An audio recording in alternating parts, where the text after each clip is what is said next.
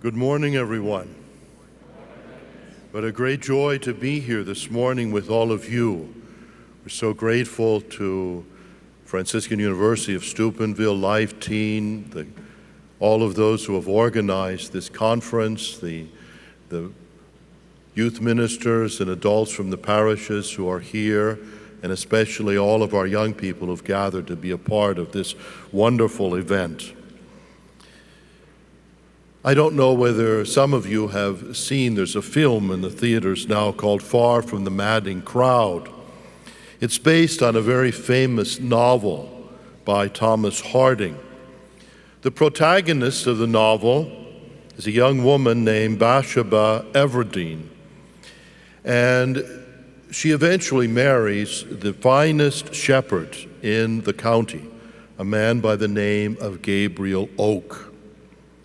One of the most poignant scenes in the movie takes place when Gabriel, who by great sacrifice and hard work has been able to lease a farm and acquire a huge flock of sheep. But one night while he is asleep, his sheepdog, a new sheepdog, an experienced sheepdog, goes out, gathers the flock, runs them up a hill, and all of the sheep rush across this plain and fall off of a precipice onto the rocks and into the sea. It's a very tragic scene. It reminds us of what happens when the sheep do not have a shepherd. Today's readings are talking to us about good leaders, good shepherds, and bad leaders. In the first reading, Jeremiah rails against the bad leaders, the selfish rulers who don't care about the people. And God promises that He will send good leaders, good shepherds. Steubenville East shows us how God keeps His promises, preparing good leaders in His church. The gospel shows us Jesus preparing the very first leaders in the church, the apostles. Last Sunday, as you remember, the gospel is taken from this same chapter, chapter 6 in Mark, and it shows Jesus sending out the apostles two by two in their first field assignment. Jesus sends these new leaders in training out because discipleship is never a solo flight. He sends them two by two. We learn to be disciples the way that we learn a language, by being part of a community that speaks that language. And so Jesus sending His disciples out two by two is very significant. It's so that they can support each other, but also so that they can model to the world what discipleship is about, being part of a community, so that they could show the world how disciples love each other, forgive each other, correct each other, encourage each other, care for each other. The Jesus and me paradigm is false. Jesus and us is the church. When the Lord teaches the apostles to pray, He says, pray, our Father, not my Father, because being a child of God means being a brother and sister to the other disciples. Today's gospel is a continuation of that Nazareth East that Jesus had organized. He sent the apostles out and told them not to worry about material resources, food or money or clothing. He wanted them to depend on God's loving providence and to trust in God's care for them. Between last Sunday's gospel and today's gospel, the sending of the apostles on their first tried evangelization, And today, when they return to Jesus to give a full report of their adventures, that same chapter in Mark's Gospel tells us about the martyrdom of John the Baptist. As John the Baptist's ministry ends, the ministry of the apostles begins. John's death is a shocking episode in the Gospel. And it all happens at a party, a birthday party for a bad shepherd, a bad leader, King Herod, who had married his brother's wife, who was also his niece, a really dysfunctional family. It's like those parties where there's too much drinking, casual sex, drugs, and a lot of bad decisions that lead to tragic circumstances. There was some sort of striptease, a lap dance that got the party goers cheering, and the next thing you know, King Herod, who was undoubtedly wasted himself, says to the young dancer that he would give her whatever she wanted. She went to her mother, Herodias, who said, "Ask for the head of John the Baptist on a platter." Herod knew that was crazy. He didn't want to do it, but he felt the peer pressure of all of those drunken partygoers, and so he said yes. And like the ISIS terrorists, they cut off the head of John the Baptist. John was Jesus' cousin, his friend, his disciple, and now he was dead because of a stupid party. The moral of the story is, I guess, don't go to stupid parties. St. Mark, I believe, includes this very gruesome episode just before today's gospel about the apostles coming back from their missionary experience, because Mark wants to show us the seriousness of the situation. That being a disciple of Jesus is at times dangerous. There will be opposition. Some people will react very negatively to the announcement of the gospel. It's a costly grace of discipleship. Having said that, I'm sure that these apostles, returning from their first assignment, were very excited and anxious to share with Jesus everything that happened to them, the joys, the scary moments, the tedious experiences, their successes and their failures. When Mitt Romney was running for president, the Boston Globe did a story about his early life, which I found very interesting. And there they described how Mitt Romney had been a Mormon missionary in France, going door to door trying to make converts. When Mitt Romney explained to the French people that part of being a Mormon would be to give up wine, coffee, cigarettes, and Coca-Cola, he didn't make any converts. I remember thinking to myself, maybe Mitt Romney didn't make any converts, but his missionary experience was not a failure, because it certainly deepened his own faith so much. The apostles' faith was certainly deepened by this initial experience of announcing the gospel. The way we make our faith stronger is by sharing it with others. When the apostles get back from their missionary experience, they reported to Jesus all that they had done and all that they had taught. Part of their activities were works of mercy, caring for the sick and the needy. At the same time, they were teaching people about Jesus, his words and his deeds, and the way of life that he has come to impart to us.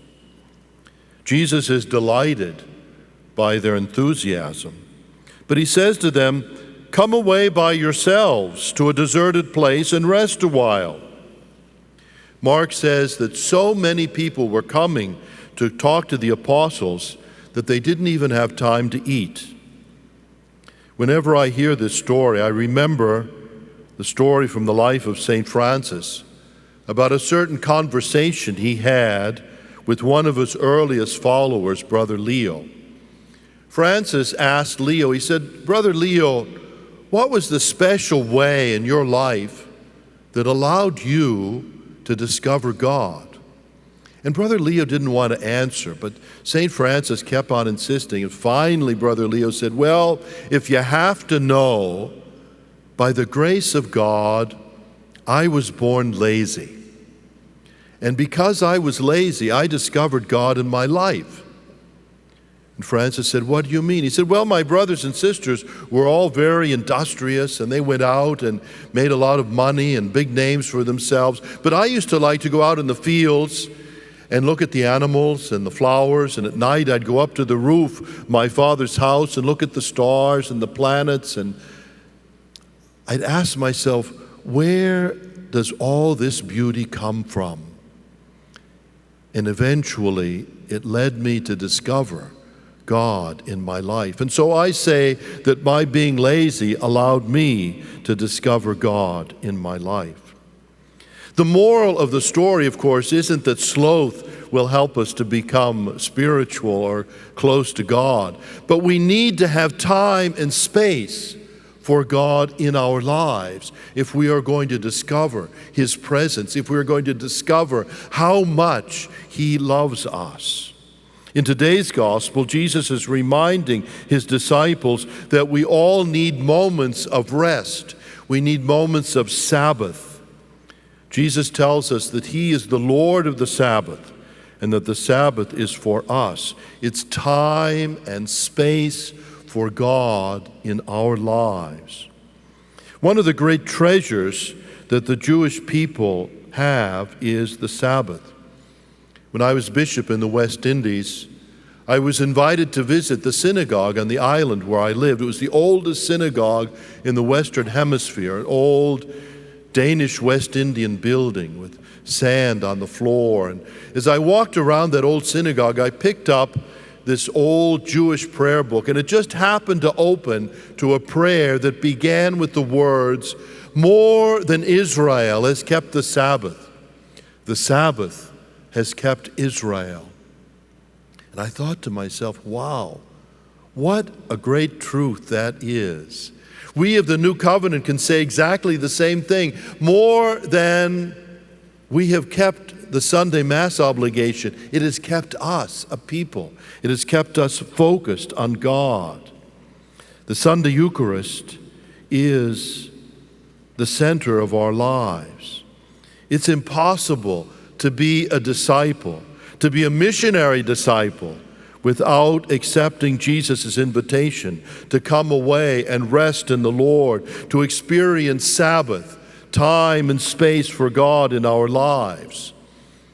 And for us, the Eucharist is the center of that Sabbath, the center both as individuals and as a community. Sadly, some Catholics are very casual about their approach to the Sunday Eucharist. They come when it's convenient, oftentimes looking to be entertained rather than to worship, praise, and thank God for all the blessings of our lives.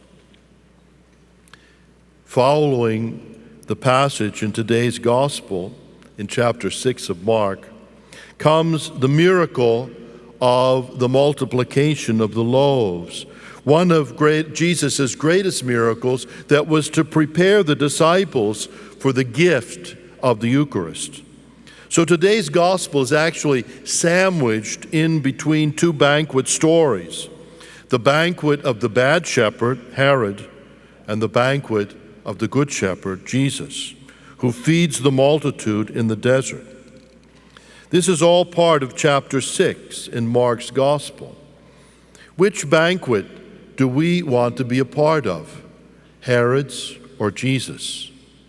As Jesus' family, the Sunday Eucharist is where we gather as brothers and sisters to be nourished by the Word of God and fed by the bread of life, so that we have the spiritual strength to go forth on our mission of carrying the good news to the world. Learn about the Eucharist. Learn its significance. Learn the prayers and the hymns. Learn to listen to the Scriptures and to the homily. The Good Shepherd is feeding the flock at the Eucharist. To be absent is to risk spiritual anorexia. The Gospel today describes for us the rhythm of Christian life. To alternate between the meeting with God in a secret place and serving people in the marketplace, or as Pope Francis says, in the field hospital. When Jesus and the apostles arrived at their destination, a huge crowd had already gathered. They ran on foot to get there before Peter's boat could cross the lake. Mark said that when Jesus disembarked, he saw this vast crowd, and his heart was moved to compassion, for they were like sheep without a shepherd. I'm always moved when the Gospels mention Jesus' heart. As Catholics, we have a devotion to the heart of Jesus. His heart is a symbol of his love, of his capacity for friendship, for his desire to be close to us, to forgive us, to care for us. Our task is to show that love to the world, to help the most unlovable to know that Jesus comes to love them. Our love for people should express itself in our desire to share with them the joy of the gospel. You must be the good leaders that lead people to the heart of Jesus, to meaning in life, to forgiveness, to salvation. It's a huge task, but we can do it together. But we must make time and space for God. We must have Sabbath. We must have prayer in our lives, so that we will truly be on fire with the mission of building a civilization of love and mercy, for working together to safeguard the gifts that God has given us, even creation. The gospel often contrasts the crowd and the community, the madding crowd and the community, we might say.